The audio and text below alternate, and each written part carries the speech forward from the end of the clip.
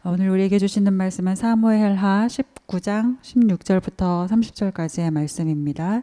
사무엘하 19장 16절부터 30절까지의 말씀 한 절씩 여러분과 제가 교독함으로 봉독하겠습니다. 제가 먼저 읽겠습니다.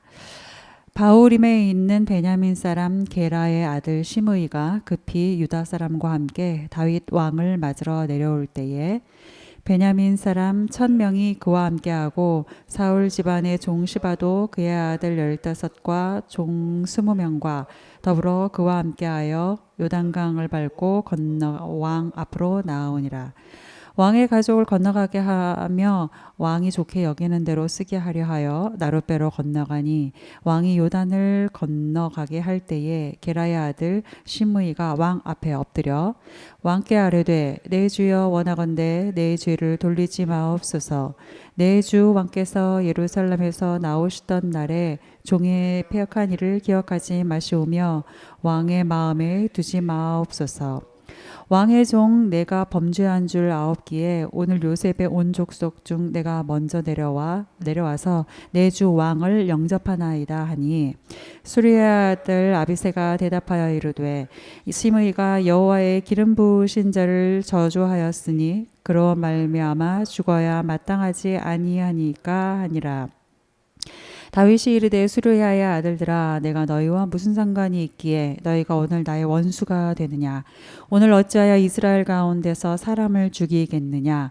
내가 오늘 이스라엘의 왕이 된 것을 내가 알지 못하리요 하고 왕이 시므이에게 이르되 내가 죽지 아니하리라 하고 그에게 맹세하니라. 사울의 손자 무비보셋이 내려와 왕을 맞으니 그는 왕이 떠난 날부터 평안히 돌아오는 날까지 그의 발을 맵시내지 아니하며 그의 수염을 깎지 아니하며 옷을 빨지 아니하였더라.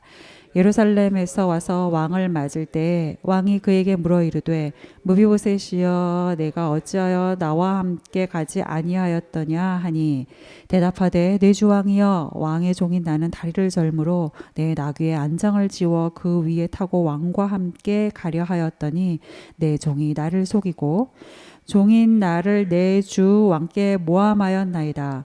내 주 왕께서는 하나님의 사자와 같으시니 왕의 처분대로 하옵소서. 내 아버지의 온 집이 내 주 왕 앞에서는 다만 죽을 사람이 되지 아니하였나이까. 그러나 종을 왕의 상에서 음식 먹는 자 가운데 두셨사오니 내게 아직 무슨 공의가 있어서 다시 왕께 부르짖을 수 있사오리까 하니라. 왕이 그에게 이르되 내가 어찌하여 또 내 일을 말하느냐. 내가 이르노니 너는 시바와 밭을 나누라 하니 함께 읽겠습니다. 무비보셋이 왕께 아뢰되 내 주 왕께서 평안히 왕궁에 돌아오시게 되었으니 그로 전부를 차지하게 하옵소서 하니라. 아멘. 우리에게 주신 말씀입니다. 어제 우리가 함께 나누었던 앞선 본문 사무엘하 19장 9절부터 19절까지의 말씀을 이렇게 기억해 보시면 우리가 민심이 어떻게 좌지우지되고 또 흔들리는지 부표처럼 흔들리는지 우리가 어제 말씀 나눴었죠. 압살롬이 왕이 될 때에는 압살롬에게 또 압살롬이 죽고 다윗이 승리할 때는 다윗에게 재빠르게 민심이 변화되는 것을 우리가 봅니다. 민심은 그렇게 이리저리 흔들리게 마련인 것이죠. 민심이라는 것은 사람의 마음이라는 것은 강력해 보이지만 실은 쉬이 꺾이는 갈대와 같은 것이고 또 붙잡을 수 있을 것 같이 분명하게 보이지만 사실 잡고 보면 한 줌의 재와 같은 것임을 우리가 알게 됩니다. 사람에게 인정받고 또 사람을 의지하는 자가 아니라 하나님께 인정받고 하나님을 의지하는 우리 모두가 되어야 할 것입니다. 또 이어지는 말씀을 보면 이렇게 이제 민심은 빠르게 돌아서는 것에 비해서 정작 이제 다윗을 다시 왕으로 재추대하는 것에는 이스라엘 지파가 또 특별히 유다 지파가 이제 머뭇거렸던 어제 모습들을 보았습니다. 압살롬의 반역에 가장 힘을 실었던 사람들이 유다 지파였기 때문에 그들로서는 사실 머뭇거릴 수밖에 없는 상황이었죠. 그리고 이것을 누구보다도 잘 아는 다윗은 그래서 그것에 대한 이제 유다 지파의 어떤 책임 소재를 오히려 더 철저히 함구하고 더 나아가서는 형제와 고륙의 관계를 강조합니다. 그러면서 속히 자신을 왕으로 추대할 것을 질책인 듯 화해인 듯 회유를 하죠. 사랑하는 여러분, 이제 공의가 배제된 유화, 공의가 배제된 회유는 다분히 부작용을 가져올 수밖에 없게 마련입니다. 그리고 이런 방식으로 일을 해결하는 사람의 그 마음의 기저에는 하나님을 향한 신뢰보다 조급함이라는 것이 앞서기 때문에 그렇게 하게 되죠. 누구보다도 믿음의 경험치가 많은 사람이 다윗이지 않습니까? 그런데 그러한 다윗임에도 불구하고 이러할 수 있는 것을 보면 어제의 믿음의 경험이 오늘의 믿음의 결단을 결코 수월하게 하지는 않는 것을 우리가 깨닫게 됩니다. 매 순간 하나님을 신뢰함으로 정말 믿음을 결단해낼 수 있는 매일매일의 삶이 될 수 있기를 소망합니다. 다시 이렇게 이제 왕으로 추대된 다윗 왕이 요단강 앞에 이제 다다릅니다. 그리고 이제 그를 맞이하기 위해서 모인 유다 지파는 요단강 근처 길갈 지역에 이제 길갈 지역에서 다윗 왕을 기다리죠. 고난한 그 이제 지난 과정들을 거쳐서 다시 돌아오는 다윗의 이 황궁이 말 그대로 그저 원래의 자리로 다시 돌아가는 황궁이 아니고 다윗이 앞에 두고 있는 요단강을 건넜던 앞선 믿음의 선조들이 그러했던 것처럼 이전에 나는 죽고 새롭게 거듭나는 것이기를 아마도 하나님은 더 원하셨을 것입니다.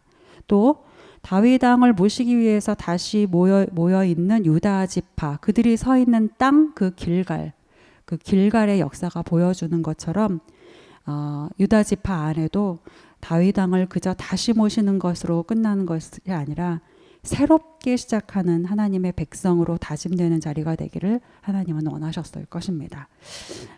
우리가 이렇게 함께 말씀을 나누는 매일의 이 시간이, 그리고 또 매일 허락하시는 하루하루가 그저 어제를 반복하는 하루가 아니요, 새롭게 살아나는 하루가 될 수 있기를 축복합니다. 어제의 말씀을 기억해 보았습니다. 자, 이렇게 다윗 왕이 이제 유다 지파의 환영을 받으면서 이제 황궁을 하는 이 자리에 오늘 이제 특별한 세 명의 인물이 등장을 합니다.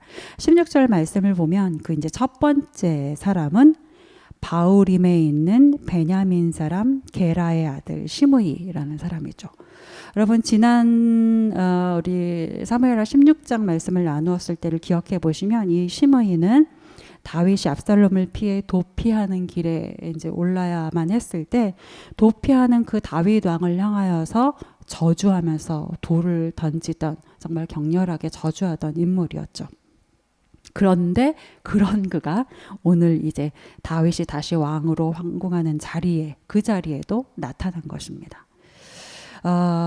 시므이의 모습을 우리가 조금 더 자세히 보자면 16절 이제 뒷부분의 말씀에 어떻게 나와 있나요? 시므이가 급히 유다 사람과 함께 다윗 왕을 맞으러 내려올 때에라고 표현을 하고 있어요.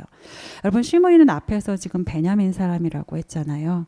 근데 베냐민 사람인 그가 유다 지파만 모여 있는 자리, 그러니까 이 당시의 황궁의 자리는 아직 이스라엘 다른 지파와는 공유되지 않은 황궁이고 마중길이었지 않습니까? 그러니까 유다 지파만 모여 있는 그런 자리인데, 이것을 이 베냐민 지파인 시므이가 어떻게 알고 다윗 왕을 맞으러 급히 나왔다고 표현하고 있어요.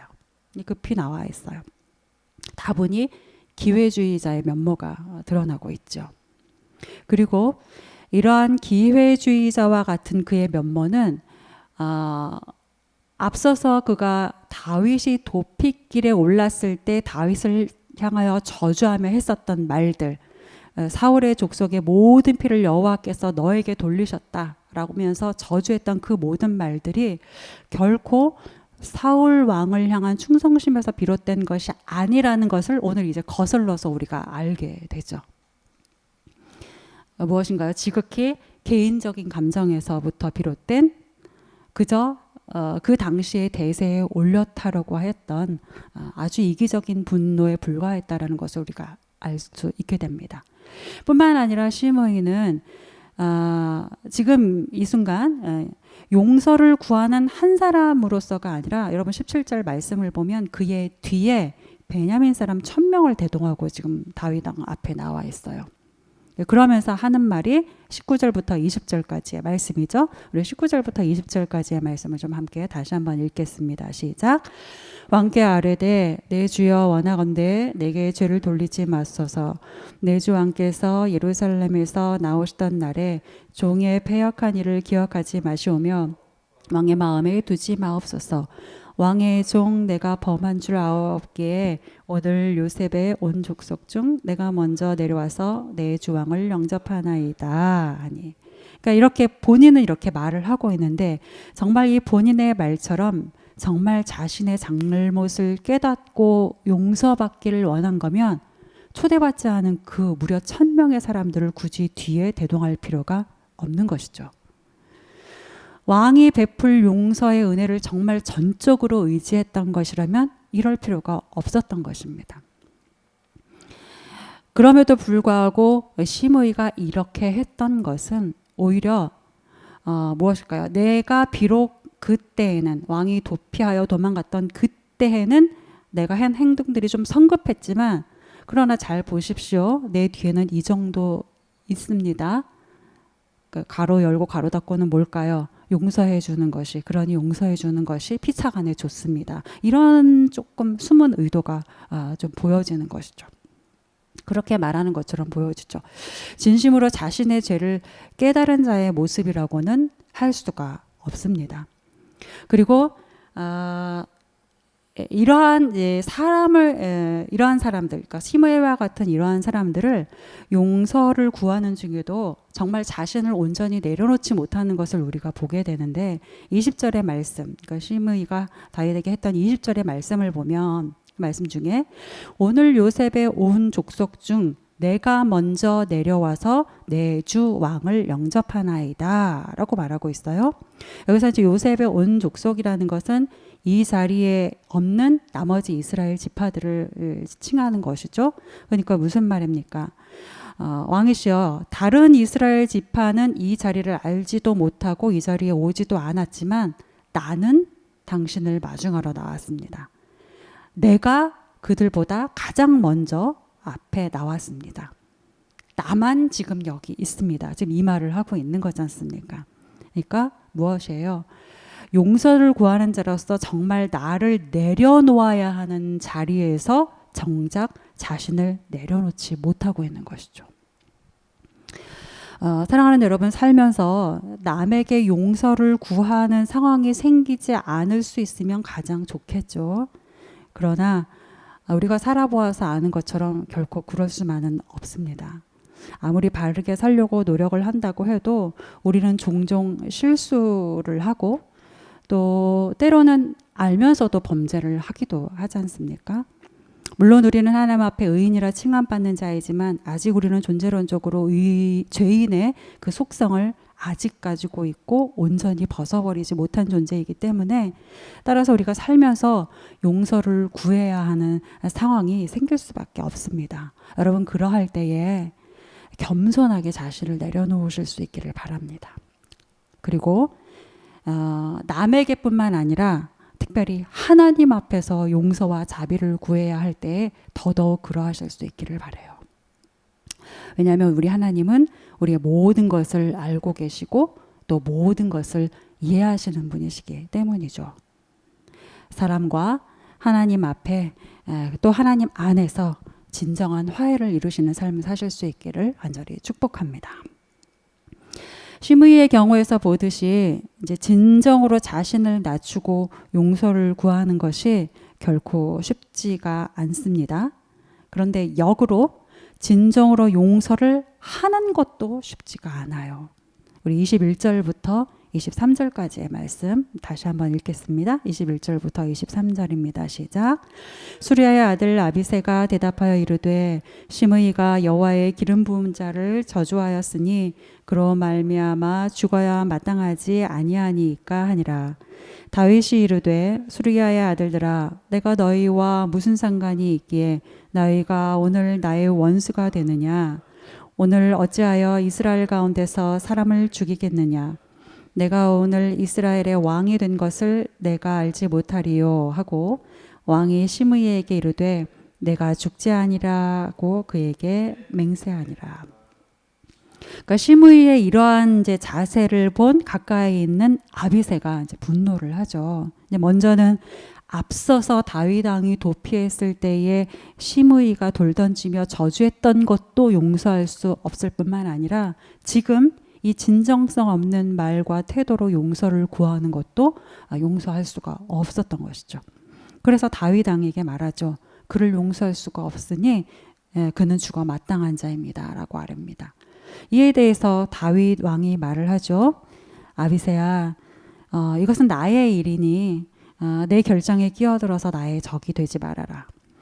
오늘은 내가 다시 왕이 된 날인데 이런 날에, 오늘 같은 날에 이스라엘에서 사람이 죽어서야 되겠느냐라고 말을 하죠. 그러면서 시므이에게 너를 죽이지 않겠다라고 이제 맹세를 합니다. 여러분, 다윗의 말을 보면 다윗이 말로는 시므이를 용서를 합니다. 이제 그도 그럴 것이 지금은 적을 만들면 안 되는 상황이잖아요. 다윗으로서는 지금은 적을 만들면 안 되는 상황이에요. 유다 지파뿐만 아니라 이스라엘 지파 전체에게 왕으로 재추대 받아야 되는 상황 아닙니까? 그리고 그간 압살롬으로 인해서 잃었던 민심을 회복해야 하는 상황이잖아요. 그러니까 다윗에게 지금은 용서해야 하는 상황이고 화해해야 하는 상황인 거죠. 그래서 다윗은 시므이를 용서하겠노라고 맹세를 합니다.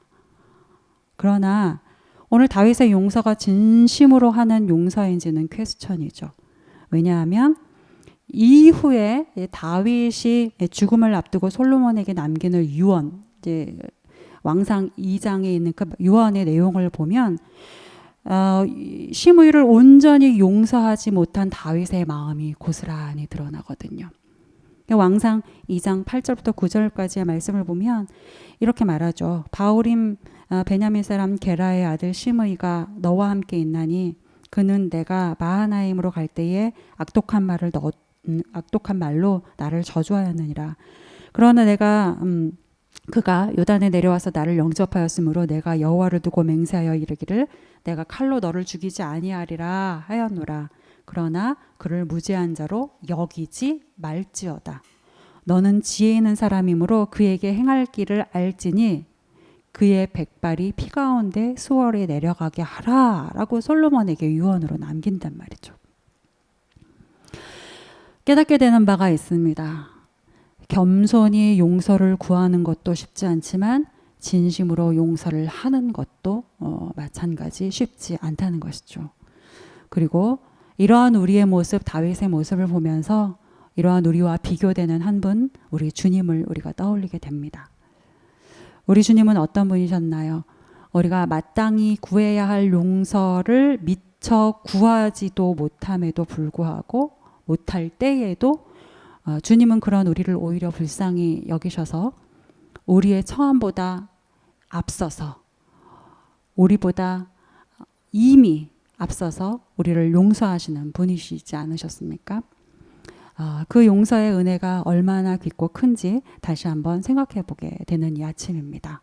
사랑하는 여러분, 쉽지 않으시겠지만 오늘 용서하시는 주님의 길을 조금씩이라도 따라가는 하루가 되실 수 있기를 기도합니다. 마지막으로 황궁하는 다윗 왕을 맞이하러 나온 또 다른 사람이 있습니다. 바로 시바이죠.